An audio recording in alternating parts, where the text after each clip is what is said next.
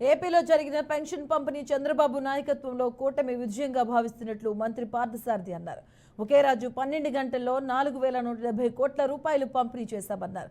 వాలంటీర్లు లేకుండా పెన్షన్ పంపిణీ సాధ్యం కాదని అడ్డుగోలు నిబంధనలు పెట్టారని మండిపడ్డారు.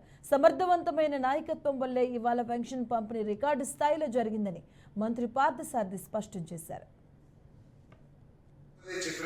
ఇంత చక్కగా పనిచేయగలిగిన వ్యవస్థ ఉన్నప్పటికీ కూడా ఏప్రిల్ మాసంలో గత ప్రభుత్వం ఉద్దేశపూర్వకంగా రాజకీయంగా బురద జల్లటం కోసం పెన్షన్ పంపిణీ చేయడం సాధ్యం కాదు వాలంటీర్లు లేకపోతే అని వాదించి కొంతమంది ప్రాణాలు పోవడానికి కూడా కారణభూతమైంది అని చెప్పేసి మీకు మనం చేస్తా ఉన్నాను. నేను తెలుగుదేశం పార్టీ పదే పదే చెప్పినా కూడా జనసేన, తెలుగుదేశం పార్టీ, బీజేపీ అందరూ కూడా పదే పదే చెప్పిన సచివాలయం ఉద్యోగస్తులు ఇతర ఉద్యోగస్తుల్ని పెట్టుకుని నేరుగా ఇంటింటికి పంపిణీ చేయొచ్చని చెప్పినా కూడా అది సాధ్యం కాదు, తెలుగుదేశం పార్టీ ఏదో అడ్డం కొడుతుంది అనే ప్రచారం చేయడానికి ఉత్సాహం చూపించారు. కానీ వాళ్ళు ఎక్కడా కూడా చిత్తశుద్ధితో ప్రయత్నం చేయలేదని చెప్పేసి మనం చేస్తాం.